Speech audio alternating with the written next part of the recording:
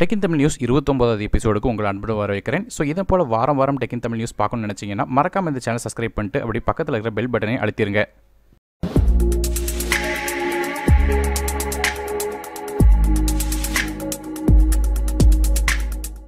நோக்கியாவோட 2.1 smart ஃபோனுக்கு இப்போ Android பையோட அப்டேட் கிடச்சிருக்குது. ஸோ இந்த ஃபோன் வந்து போன வருடம் லான்ச் ஆகும்போது நமக்கு ஆண்ட்ராய்ட் ஓரியோ 8.1 கோ எடிஷனில் லான்ச் பண்ணியிருந்தாங்க. இப்போ ஆண்ட்ராய்ட் பை கோ எடிஷனில் வந்து இந்த ஃபோனுக்கு அப்டேட் கிடச்சிட்டு இருக்குது. ஸோ கிடச்சிருக்கா இல்லையாங்கிறத செக் பண்ணி பார்த்துக்கோங்க. அது மட்டும் இல்லாமல் நோக்கியா 6 2017 மாடலுக்கும் இப்போ ஆண்ட்ராய்ட் பையோட அப்டேட் கிடச்சிருக்கு. இந்த ஃபோன் லான்ச் ஆகும்போது 2 வருடம் கேரண்டீடாக அப்டேட் கிடைக்கும் சொல்லியிருந்தாங்க. ஸோ இப்போ இந்த அப்டேட் வந்து கிடச்சிருக்குது. ஒருவேளை நீங்கள் இந்த நோக்கியா ஃபோன் யூஸ் பண்ணுறீங்களா, ஒருவேளை உங்களுக்கு இந்த அப்டேட் கிடச்சிருந்துச்சுன்னா கீழே கமெண்ட்டில் மென்ஷன் பண்ணுங்கள். ரேசர் ஃபோன் 1 மற்றும் 2 பற்றி உங்களுக்கு எல்லாருக்குமே தெரியும்னு நினைக்கிறேன். இந்த ரேசர் ஃபோன் 2க்கு இப்போ ஆண்ட்ராய்ட் பையோட அப்டேட் கிடைக்க இருக்கிறதா இருக்குது. அடுத்த வாரத்துலேருந்து இந்த அப்டேட் வந்து கிடைக்கும் சொல்லியிருக்காங்க.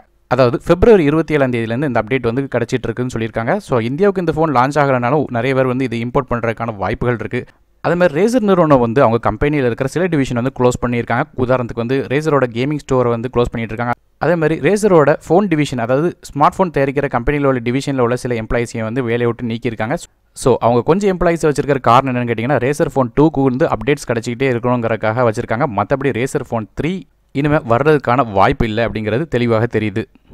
ஷாமிலேருந்து 10,000 mAh பவர் பேங்க் மற்றும் வயர்லெஸ் சார்ஜிங், அது மட்டும் இல்லாமல் கார் சார்ஜர் ஆகிய 3 ப்ராடக்ட் வந்து லான்ச் பண்ணியிருக்காங்க. இந்த பவர் பேங்க் வந்து மற்ற பவர் பேங்க் மாதிரி ரெகுலராக USB கேபிள் மூலமாக சார்ஜ் பண்ண முடியும். அது மட்டும் இல்லாமல் வயர்லெஸ்ஸாகவும் சார்ஜ் பண்ண முடியும். அதாவது ஒருவேளை உங்கள் ஃபோன் வந்து வயர்லெஸ் சார்ஜிங் சப்போர்ட் இருந்துச்சுன்னா QC 2.0 3.0 சப்போர்ட் இருந்துச்சுன்னா டேரெக்டாக உங்கள் ஃபோனை மேலே வைக்கும்போது தானாலே சார்ஜ் ஆயிரும். அது மட்டும் இல்லாமல் 18 வாட்ஸ் இன்புட் மற்றும் அவுட்புட் சார்ஜிங் சப்போர்ட் இருக்குது. அது மட்டும் இல்லாமல் 3 டிவைஸ் அட் அ டைமில் வந்து சார்ஜ் பண்ணுறதுக்கான கெப்பாசிட்டியும் இந்த சார்ஜரில் கொடுத்துருக்காங்க. இந்த 10,000 mAh பேட்டரி ஃபுல்லாக சார்ஜ் ஆகிறதுக்கு 18 வாட் சார்ஜ் வச்சு போட்டிங்கன்னா 4 மணி நேரத்தில் வந்து ஃபுல்லாக சார்ஜ் ஆயிரும். ஒரு 10 வாட் சார்ஜிங் போட்டிங்கன்னா 6 மணி நேரத்தில் ஃபுல் சார்ஜ் ஆயிரும்.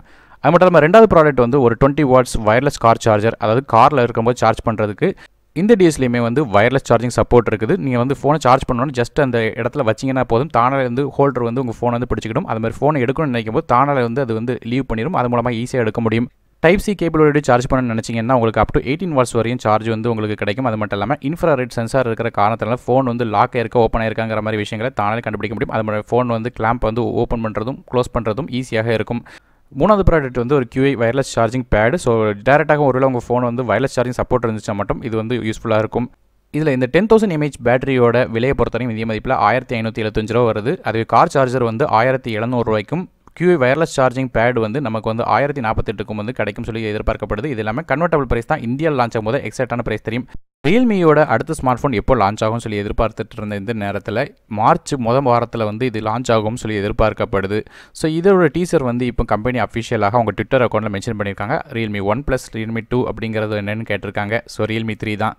அது மட்டும் இல்லாமல் இந்த ஃபோனை பற்றின டிசைன் விஷயம் என்னென்னு கேட்டிங்கன்னா, பேக் சைடில் வந்து நமக்கு ரியல்மி 1ல் பார்த்த மாதிரி டைமண்ட் ஃபினிஷ் இருக்கும் சொல்லி எதிர்பார்க்கப்படுது. அதை பற்றின விஷயங்களும் சொல்லியிருக்காங்க. உங்கள் ட்விட்டர் அக்கௌண்ட்டில் ஒரு ஹிண்டாக முடிச்சிருக்காங்க. ஸோ இது மட்டும் இல்லாமல் நமக்கு ரியல்மி 3ல் வந்து நமக்கு 48 மெகா பிக்சல் கேமரா இருக்கும் சொல்லி எதிர்பார்க்கப்படுது. ஏன்னா மற்ற கம்பெனிலாம் 48 மெகா பிக்சல் கேமரா போகிற காரணத்தினால இவங்களும் அவங்க கம்பெனியில் உள்ள ஃபோனை வந்து கொண்டு வரதுக்கான வாய்ப்புகள் இருக்குது. 3.5mm ஹெட்ஃபோன் ஜாக்கும் இந்த ஃபோனோட இருக்கும் சொல்லி எதிர்பார்க்கப்படுது. சிப்செட்டை பொறுத்தவரையும் இது வந்து MediaTek Helio P70 சிப்செட் தான் இருக்கும் சொல்லி அவங்க கம்பெனிலேயே அஃபிஷியலாக அனௌன்ஸ் பண்ணியிருக்காங்க. ஸோ Snapdragon 660 கம்பேர் பண்ணி பார்க்கும்போது 3% அதோட ஃபாஸ்ட் ஆகும். எனர்ஜி எஃபிஷியன்சி பொறுத்தவரையும் 40%, கேமிங் எஃபிஷியன்சி விளையாடும் போது உங்களுக்கு கம்மியாக இருக்கும்னு சொல்கிறாங்க. ஸோ கண்டிப்பாக பெட்டர் பெர்ஃபார்மன்ஸ் இருக்கும் அப்படிங்கிறதுல எந்த விதமான சந்தேகமும் இல்லை. அது மாதிரி பிரைஸிங்கை பொறுத்தவரையுமே இது 10,000 ரூபா கிட்ட தான் இருக்கும் சொல்லி எதிர்பார்க்கப்படுது. விவோ ரீசெண்டாக IQ அப்படிங்கிற ஒரு கம்பெனி வந்து லான்ச் பண்ணது நம்ம எல்லாருக்குமே தெரியும். இது வந்து செகண்டரி கம்பெனி மாதிரியாக இயங்கும் சொல்லியிருந்தாங்க. இந்த கம்பெனி வந்து ஹை எண்ட் டிவைசஸ் மட்டும் தான் செய்யும் சொல்லி எதிர்பார்க்கப்பட்டது. அது மட்டும் இல்லாமல் முக்கியமான விஷயம் என்னென்னு கேட்டிங்கன்னா, இந்த கம்பெனிலேருந்து வர்ற மொதல் ஸ்மார்ட் ஃபோனே ஃபோல்டபுள் ஸ்மார்ட் ஃபோனாக தான் இருக்கும் சொல்லி எதிர்பார்க்கப்பட்டது. அதை பற்றின லீக்ஸ் அண்ட் ரெண்டர்ஸை போன டெக் இன் தமிழ் நியூஸில் ஏற்கனவே நம்ம சொல்லியிருந்தேன். இப்போ ரீசெண்டாக சைனாவில் நடந்த ஒரு டிவி ப்ரோக்ராம், அதாவது NBA ஸ்டார் கேம் நடந்த ப்ரோக்ராமில் இந்த ஃபோனை வந்து லான்ச் பண்ணுற மாதிரி டேரெக்டாக காட்டியிருக்காங்க. டேரெக்டாக இந்த IQ ஃபோன் அப்படிங்கிறத அஃபிஷியலாக காட்டியிருக்காங்க. ஸோ சைடில் பார்க்கும்போது சரி, நமக்கு வந்து இந்த ஃபோன் வந்து நார்மலான ஃபோன் மாதிரி தான் இருக்குது. எந்த விதமான ஃபோல்டபுள் டிசைனும் இது தெரியல. ஸோ அது மட்டும் இல்லாமல் இந்த ஃபோனில் வந்து ஸ்பெசிஃபிகேஷன்ஸ் இப்போ வந்து கிட்டத்தட்ட லீக் ஆயிருக்கு. அதன்படி பார்க்கும்போது நம்ம எதிர்பார்த்த மாதிரி ஹை எண்ட் டிவைஸை தான் இருக்க போது. Snapdragon 845 சிப்செட்டோட இந்த ஃபோன் வரும் சொல்லி எதிர்பார்க்கப்படுது. ஸோ அதாவது உச்சக்கட்ட ப்ராசஸர் கொடுத்துருக்காங்க. அது மட்டும் இல்லாமல் 12GB RAM 44 24 watts fast charging support இருக்குன்னு சொல்லியிருக்காங்க. அப்படி இருக்கும்போது ரொம்ப ஃபாஸ்ட்டான சார்ஜிங் அப்படிங்கிறது எந்த விதமான சந்தேகமும் இல்லை. இது மட்டும் இல்லாமல் நமக்கு 256 GB ஸ்டோரேஜ் இன்டர்னலாகவும் இருக்கும். அது மட்டும் இல்லாமல் 4000 mAh பேட்டரி இருக்குன்னு சொல்லியிருக்காங்க. சார்ஜ் பண்ணுறதுக்காக நமக்கு டைப் சி கேபிள் இருக்கும்னு சொல்லியிருக்காங்க. கேமரா பொறுத்தவரை நமக்கு சூப்பர் HDR மோடு மாதிரியான மோடும் இதில் சப்போர்ட் ஆகும் அப்படிங்கிறப்ப சொல்லியிருக்காங்க. ஃபிங்கர் பிரிண்ட் ஸ்கேனரும் நமக்கு இன் டிஸ்பிளே ஃபிங்கர் பிரிண்ட் ஸ்கேனராக இந்த ஃபோனில் வரும் சொல்லி எதிர்பார்க்கப்படுது. ரெட்மி நோட் 7 வர February 28 லான்ச் ஆகிருக்கிற நம்ம எல்லாருக்குமே தெரியும். இப்போ வந்து ஷாமியோட ரெட்மி இந்தியா ட்விட்டர் பேஜில் வந்து ஒரு பிக்சர் ஒன்று வந்து ரிலீஸ் பண்ணியிருந்தாங்க. அதாவது இந்த பிக்சரில் இருக்கிற ஹிண்ட்ஸ்லாம் கண்டுபிடிங்க மாதிரி ஒரு பிக்சர் வந்து கொடுத்துருந்தாங்க. இது ஹை ரெசல்யூஷன் இமேஜாக கொடுத்துருந்தாங்க. அது ஜூம் பண்ணி பார்க்கும்போது சில விஷயங்கள் தெரிஞ்சது. குறிப்பாக பார்த்தீங்கன்னா அதில் வந்து ஃபிங்கர் பிரிண்ட் ஸ்கேனர் இன் டிஸ்பிளே ஃபிங்கர் பிரிண்ட் ஸ்கேனர் இருக்கிற மாதிரி கிளாஸ் பிளாக்ல வந்து ஃபிங்கர் பிரிண்ட் இருக்கிற மாதிரி தெரியுது. ஸோ இதன் மூலமாக நமக்கு வர 28 வந்து ஒரு ரெட்மி நோட் 7 வந்து ஒரு இன் டிஸ்பிளே ஃபிங்கர் பிரிண்ட் ஸ்கேனரோட ஃபோன் வரும்னு சொல்லி எதிர்பார்க்கப்படுது. சில டீட்டெயில்ஸ் என்ன சொல்லுதுன்னு கேட்டிங்கன்னா ரெட்மி நோட் 7 ப்ரோவுமே இந்த ஃபோன் கூட சேர்ந்து வந்து ரிலீஸ் ஆகிறதுக்கான வாய்ப்புகள் இருக்குன்னு சொல்லியிருக்காங்க. எப்படி பார்த்தாலும் நமக்கு வந்து ரெட்மி நோட் 7 அல்லது 7 ப்ரோ கூட இன் டிஸ்பிளே ஃபிங்கர் பிரிண்ட் ஸ்கேனரோட ஒரு ஃபோன் வந்து ரிலீஸ் ஆக போகுது அப்படிங்கிறது இது மூலமாக தெளிவாக தெரியுது. வர மார்ச் 5 வந்து ஓப்போல வந்து F11 ப்ரோ அப்படிங்கிற ஒரு ஸ்மார்ட் ஃபோன் வந்து ரிலீஸ் ஆக போகிறதாக நியூஸ் வந்துட்டு இருக்கு. குறிப்பாக வந்து ஓப்போ நிறுவனம் இதை கன்ஃபார்ம் பண்ணியிருக்காங்க. இது என்ன விஷயம் கேட்டிங்கன்னா விவோட V15 ப்ரோவில் இருக்கிற மாதிரியே இதுலேயும் வந்து பாப்அப் செல்ஃபி கேமரா இருக்குது. ஆனால் அதில் சைடில் இருந்துச்சு, இதில் சென்டரில் இருக்க போகிறதாக ட்விட்டரில் உள்ள இமேஜஸ் மூலமாக கன்ஃபார்ம் ஆகுது. அதுமாதிரி இந்த ஃபோனில் வந்து ரியர் ஃபேஸிங் கேமராக்காக நமக்கு ஒரு 48 மெகா பிக்சல் கேமரா வந்து பேக் சைடில் கொடுக்குறதாக இன்ஃபர்மேஷன் வந்துருக்குது. அது மட்டும் இல்லாமல் இன்னொரு விஷயம் என்னன்னு கேட்டிங்கன்னா இப்போ ரீசெண்டாக வந்து ஒரு இமேஜஸ் மற்றும் ஹேண்ட்ஸ் ஆன் வீடியோ வந்து லீக் ஆகிருக்குது. கொஞ்சம் செகண்ட் தான் ஓடினாலும் இது வந்து ஓப்போட F11 ப்ரோ வந்து அப்படியே டேரெக்டாக காட்டுற மாதிரி இருக்குது. ஸோ அது மட்டும் இல்லாமல் அப்படி இருக்கிற பட்சத்தில் நமக்கு வந்து பேக் சைடில் வந்து சென்டரில் வந்து நமக்கு கேமராவும் அது கீழே ஃபிங்கர் பிரிண்ட் ஸ்கேனரும் இருக்கிற மாதிரி விஷயங்கள் தெரியுது. ஆனால் ஃபிங்கர் பிரிண்ட் ஸ்கேனர் இந்த ஃபோனில் பேக் சைடில் தான் இருக்குது. இன் டிஸ்பிளே ஃபிங்கர் பிரிண்ட் ஸ்கேனர் கொடுக்கல. இருந்தாலும் MediaTek சிப்செட்டோட இந்த ஃபோன் வரும் சொல்லி எதிர்பார்க்கப்படுது. இந்த ஃபோன் லான்ச் ஆகும்போது எக்ஸாக்டான இன்ஃபர்மேஷன் வந்து தெரியும். ஓப்போவோட 10x ஆப்டிக்கல் ஜூம் கேமரா வந்து கூடிய விரைவில் வர இருக்கிறதாக நம்ம போன டெக் இன் தமிழ் நியூஸ்லலாம் சொல்லிட்டு இருந்தோம். ஸோ இப்போ வந்து இந்த நியூஸை வந்து உண்மைப்படுத்துகிற மாதிரியாக வர்ற மொபைல் வேர்ல்ட் காங்கிரஸ் ஈவெண்ட்டில் இந்த கேமராவை காட்டுற மாதிரி விஷயங்கள் நடக்குது. ஓப்போவோட வைஸ் பிரசிடென்ட்டான ஷேர் ஷின் வந்து இப்போ அவர் ரீசெண்டாக ஒரு வீடியோ வந்து போஸ்ட் பண்ணியிருக்கார். அந்த வீடியோ படி பார்க்கும்போது நமக்கு ஒரு சர்ச்சை வந்து ஜூம் பண்ணி காட்டுறாங்க. அது வந்து ரொம்ப தூரம் ஜூம் ஆகிட்டே இருக்குது. அப்படி இருந்தும் எந்த விதமான கிளாரிட்டியில் எந்த விதமான பிரச்சனையும் இல்லாமல் இருக்குது. ஸோ இது ஒரு 10x ஆப்டிக்கல் ஜூம் கேமராங்கிறதுல எந்த விதமான சந்தேகமும் இல்லை. வர இருக்கிற மொபைல் வேர்ல்ட் காங்கிரஸில் இந்த கேமராவை காட்டுறதுக்கான வாய்ப்புகள் அதிகம். அது மட்டும் இல்லாமல் கூடிய விரைவில் ஸ்மார்ட் ஃபோன்லேயுமே இந்த கேமரா பார்க்கலாம் அப்படிங்கிறதுல எந்த விதமான சந்தேகமும் இல்லை. ஹோவேலேருந்து P30 ப்ரோ அப்படிங்கிற ஸ்மார்ட் ஃபோனை வந்து வர 26 வந்து ஹோவே நிறுவனம் வந்து அறிவிக்கிறதா இருக்குது. ஸோ இந்த நிலையில் அந்த ஸ்மார்ட் ஃபோனில் எப்படிலாம் கேமரா இருக்க போகுது அப்படிங்கிற பலவிதமான ரூமர்ஸ் இருக்குது.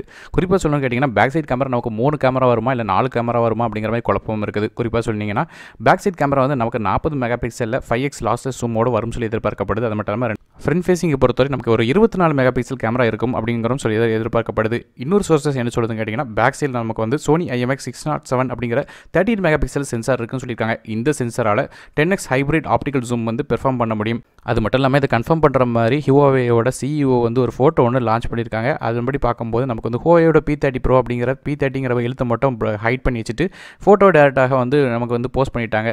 அந்த பிக்சரில் நமக்கு வந்து 3 வந்து தெளிவாக தெரியுது. எந்த விதமான பிரச்சனையும் இல்லாமல் நமக்கு வந்து கரெக்டாக எக்ஸாக்டாக தெரியுது. மற்ற கேமராவாக இது ஈஸியாக கேப்சர் பண்ண முடியுது. ஸோ கண்டிப்பாக 10x ஹைப்ரிட் ஆப்டிக்கல் ஜூம் இந்த கேமராவில் இருக்குது அப்படிங்கிறது தெரியுது.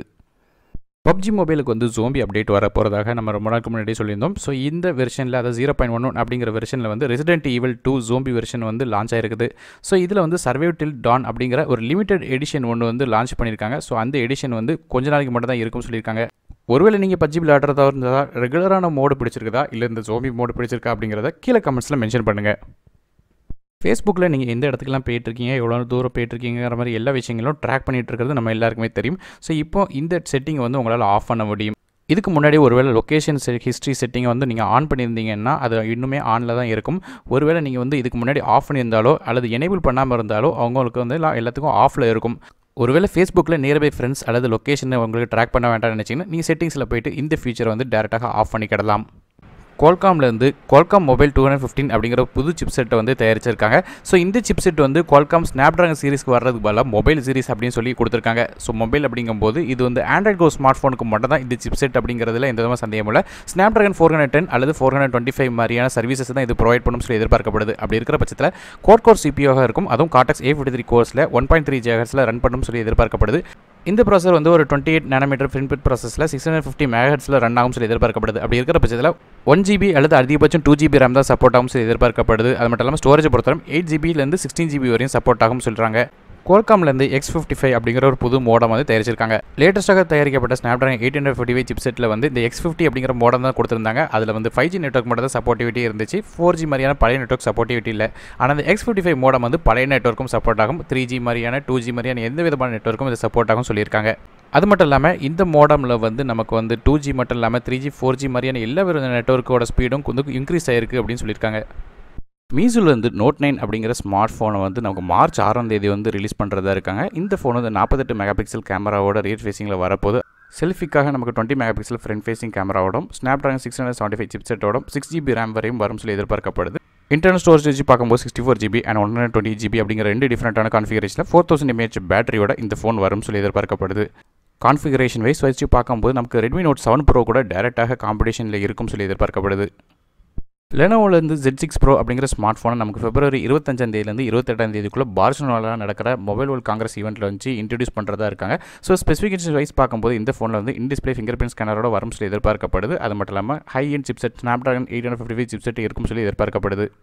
சாம்சங்லேருந்து Galaxy S10, S10 Plus மற்றும் S10e அப்படிங்கிற ஸ்மார்ட் ஃபோனை போன வாரம் லான்ச் பண்ணியிருந்தாங்க. ஸோ இதோட அக்யூரேட் ப்ரைஸ் சொல்லாமல் அப்ராக்சிமேட் ப்ரைஸ் தான் போனதாக சொல்லியிருந்தேன். ஸோ இப்போ இதோட அக்யூரேட் ப்ரைஸ் வந்து ரிலீஸ் ஆகிருக்குது. முதல்ல சாம்சங் Galaxy S10ல் வந்து 8GB RAM with 120GB variant வந்து 66,900 ரூபாய்க்கும் 8GB RAM with 512GB internal storage உள்ள வேரியண்ட் வந்து 84,900க்கும் விற்கிறாங்க. அதுவே வந்து சாம்சங் Galaxy S10 Plusஓட விலை வந்து 8GB RAM வித் 120GB ஸ்டோரேஜோட விலை வந்து 73,900க்கும் அதுவே வந்து 8GB RAM வித் 512GBயோட ஸ்டோரேஜ் வந்து 91,000 ரூபாய்க்கும் இந்தியாவில் விற்கிறாங்க. அது மட்டும் இல்லாமல் 1TB ஸ்டோரேஜ் உள்ள 12GB RAM வேரியண்ட் வந்து 1,17,000 ரூபாய்க்கு இந்தியாவில் விற்கிறாங்க. அதுவே அடுத்த மாடலான சாம்சங் Galaxy S10eயோட விலையை பொறுத்தவரை 6GB RAM வித் 120GBயோட விலை வந்து 55,900க்கு இந்தியாவில் வந்து விற்கிறாங்க. ஸோ இது எல்லாமே அஃபிஷியலான ப்ரைஸாக இருக்குது. ஒருவேளை அந்த ஃபோனை பற்றி தெரியும் நினச்சிங்கன்னா லிங்க்ஸ் கீழே டிஸ்கிரிப்ஷனில் கொடுத்துருக்கேன், அதை யூஸ் பண்ணி பார்த்துக்கலாம். அதுமாதிரி ஷாமிலேருந்து Mi 9, Mi 9 SE மற்றும் விவோலேருந்து V15 Pro ஆகிய ஸ்மார்ட் ஃபோனும் போன வாரம் லான்ச் பண்ணியிருந்தாங்க. ஒருவேளை இந்த ஃபோனை பற்றி தெரியும்னு நினச்சிங்கனாலும் லிங்க்ஸ் கீழே டிஸ்கிரிப்ஷனில் கொடுத்துருக்கேன், அதை கிளிக் பண்ணி பார்த்துக்கோங்க.